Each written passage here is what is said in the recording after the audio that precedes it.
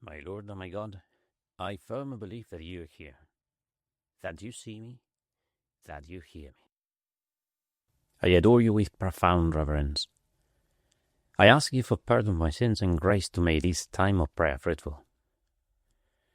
My Mother Immaculate, Saint Joseph, my Father and Lord, my guardian angel, intercede for me. During these days between the Ascension and Pentecost, we listen to your words, Jesus, during the Last Supper. Today, the priestly prayer, the chapter 17 of St. John. And in it, you, Jesus, pray for yourself and for your disciples, and then for those believers who will come afterwards. And when you start praying for your disciples, you say to the Father, "They have believed that you sent me. I pray for them. I do not pray for the world, but for the ones you have given me." And then add, "And now I will no longer be in the world, but they are in the world, while I am coming to you." So you pray, Jesus, for your disciples who are in the world. You are going to the Father, but you are leaving your disciples in the world. And in the verses that come later, which we will read also in the Gospel tomorrow, you say, "They do not belong to the world, any more than I belong to the world. I do not ask that you take them out of the world, but that you keep them from the evil one." You see, during the Ascension, you, Jesus, asked your disciples to go to the whole world and proclaim the good news. Go, you said. Go out to the whole world, but not out of the world. Because this is the world we need to convert. This is the world we need to conquer for God. The world is our battlefield. We can't capitulate. Of course, the enemy would love us to take cover, to retreat, to go in hiding. The enemy would be delighted if we dive into the catacombs and stay there. If we practice our faith in our homes, lock ourselves up in our sacristies and pray and sing and burn incense in our churches, but not in their world. And the problem is, Jesus, that sometimes we Christians fall into the trap. And I'm not talking about those vocations to contemplative life who are praying for us. They serve, like in any army, from the rear guard, sending ammunition and provisions and everything that we need for the battle. They are very much needed there. And we are very much needed here, in the middle of the world. Everyone suffers this temptation. We priests suffer the temptation as well. Do you know that St. John Mary Vianney wanted to retire to a convent? Well, he actually attempted to run away from his parish 3 or 4 times. And each time he felt called back by God, realizing that his duty was to remain in his parish, serving souls. Well, if there is a message for the meditation today, is that we're not playing defense. We're playing offense. We need to reconquer the world from the prince of this world for the king of the universe. We are behind enemy lines here. We can't stay in the trenches. We are not on the defensive, but on the attack. Go to the whole world, said Jesus. It would be more comfortable to take cover, to stay in the barracks, hiding in the trenches. And the enemy would love that. He would love that we didn't talk about God, that we stayed in our churches, in our Catholic circles and with our Catholic friends and in our comfort zone. But then we would not be fulfilling our mission. You, Jesus, didn't stay in the synagogues. You went in search of sinners. You spent time with Gentiles and tax collectors.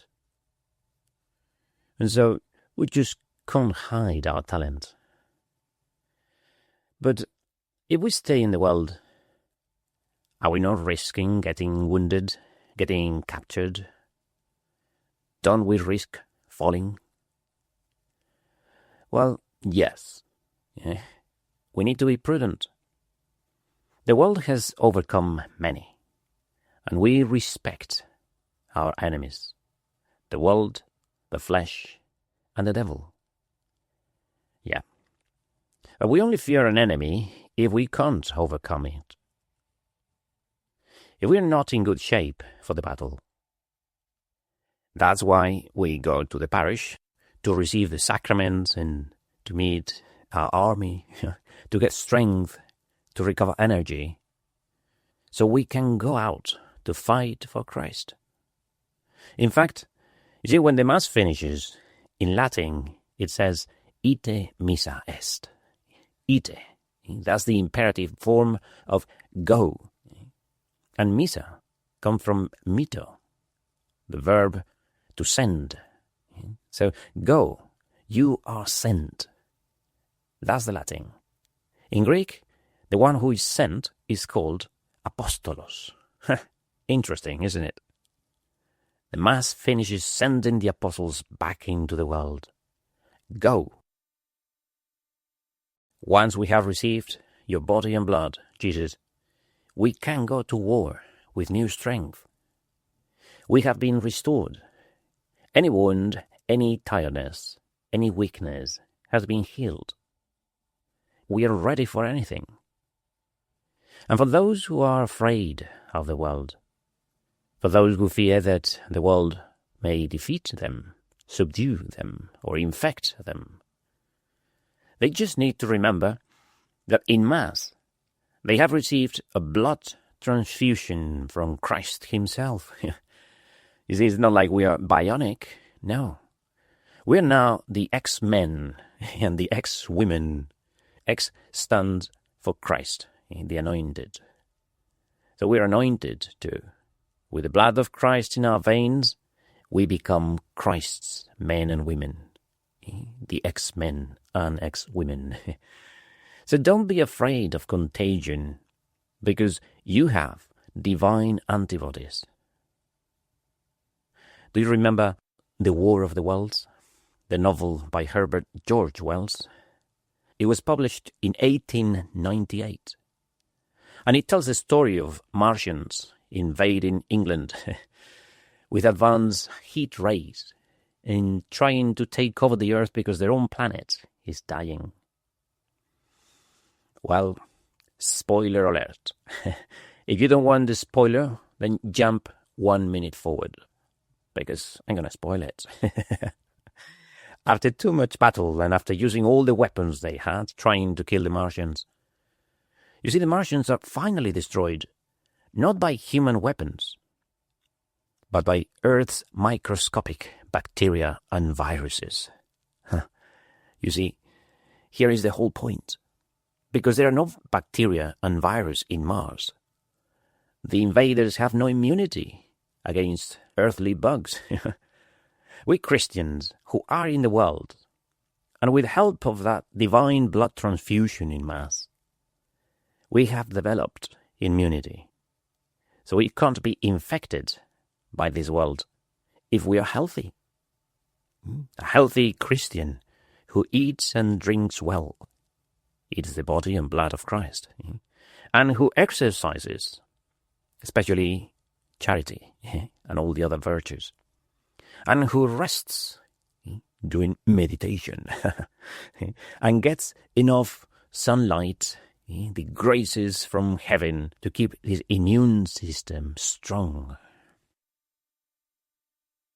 Well, we are in the world, exposed to its germs, and so we have developed immunity against them.